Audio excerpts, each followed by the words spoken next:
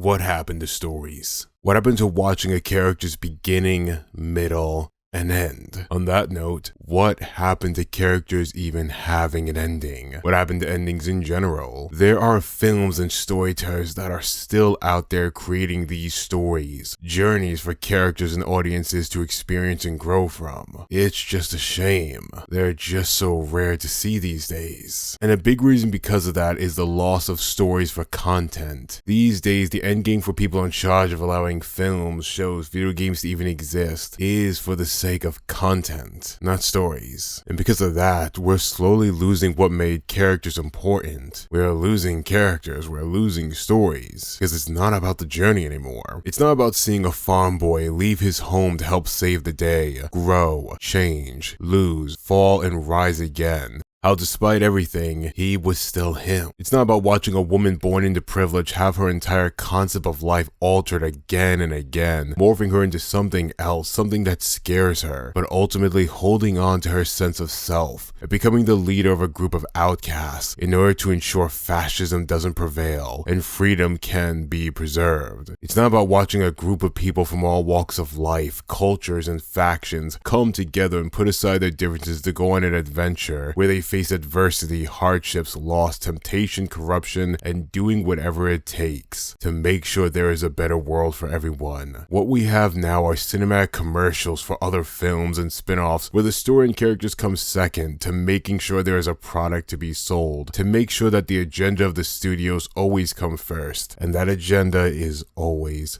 profit. We've traded stories that have a starting point, the build-up, and a climax for content where only the moment in isolation will be the thing that people care about or remember. We don't wish for stories. We don't wish for character arcs. We wish for moments. We wish for clips. We wish for little brief instances of isolation we can take out and obsess over. Character arcs have been traded for unearned payoffs for the sake of immediate gratification, regardless of what the repercussions are. We have characters that now must go through off-screen regression, assassination, destruction, or refusal to retain growth in order to be the most marketable or to be morphed into something else because the powers that be do not respect what came before. They just want to use it for their own selfish means. We have a DCEU that never was able to commit to one way of telling stories, that destroyed itself from the inside out, constantly trying to be like Marvel, constantly reactionary, inconsistent, and insecure. Now they're rebooting their entire universe with a director who's got no experience running a franchise or a studio, with enough questionable skeletons in his closet that should make anyone worried that we may have just traded one problem for another problem. We have Marvel Studios, who at one point, despite having many missteps and bad entries, did manage to have a complete story, capping off phases 1 through 3. And no matter what you say about them, which I'll probably agree with you for the most part, did an incredible feat with telling one ongoing story for years with those characters, for the most part growing, changing, and having an ending to their story. Even if some of them deserved a better ending, they had an ending. But now, there's nothing left but content built from referencing the past or endless reinvention to recapture the sparks of dying trends and fads, with directors who have clearly checked out of their project, directors for hire who never had much to say beyond what they were getting paid for, and a few actual great directors trying to tell the best story they can, while having to work within a universe that has completely lost any sense of direction, story, or reason to exist beyond the fact that once upon a time, it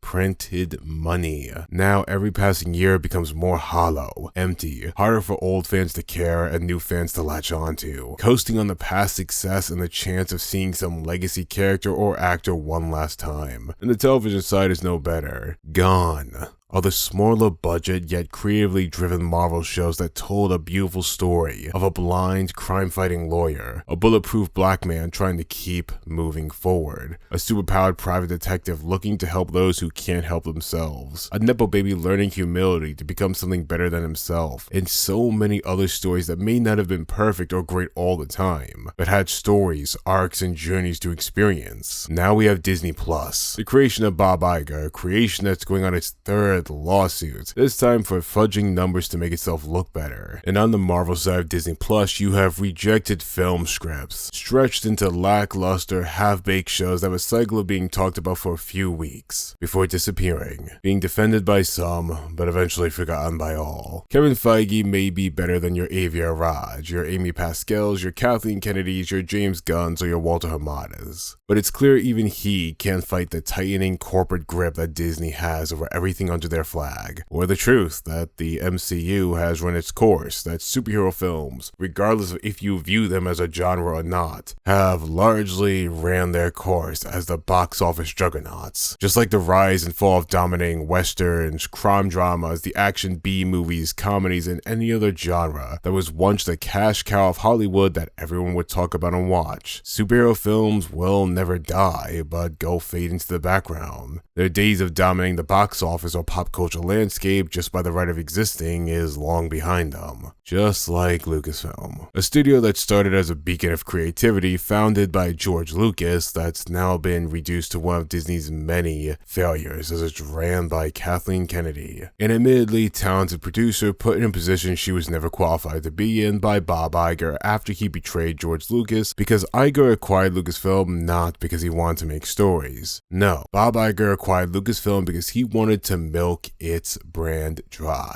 And milk it he did for 11 years. Like Kevin's decline in quality control with Marvel Studios, I can't blame all the faults on Lucasfilm on Kathy like many others do. Don't get me wrong, there is a special kind of consistent chaos that follows Kathleen Kennedy's run of Lucasfilm. From hiring incompetent filmmakers to make vanity projects, giving power to filmmakers who may have a lot of heart, but not the experience to be in the position they're in, or her endless battles of creative differences that have left a long list of filmmakers either breaking ties with Lucasfilm or having their final product be twisted into something else, and those names are far too many and you don't care. No one cares anymore. And when it comes to the decline of quality with Marvel Studios, there is a conversation to be had. The problem with Disney's productions being too rushed for any quality script to be made, any visual effects artist to create something tangible, or Disney's desire for Brandon making many of their films like expensive television commercials, may be damning, but it's not complete destruction yet. The MCU is dying, but Marvel Studios is not. Even if the only real victory post-2019 was fan service the movie. The MCU is going to end sooner rather than later, but the studio can and likely will live on, and will probably be better after cutting the dead weight that is the MCU as it is. Lucasfilm is another story. Lucasfilm has faded away into obscurity in almost every regard, and this is sad because of how and who started Lucasfilm, and the fact that there are people there who do want to tell stories that have at least as of recently made two great things that wasn't dependent on empty fan service or malicious subversion. Yet these things are not the status quo, just a broken clock being right twice a day.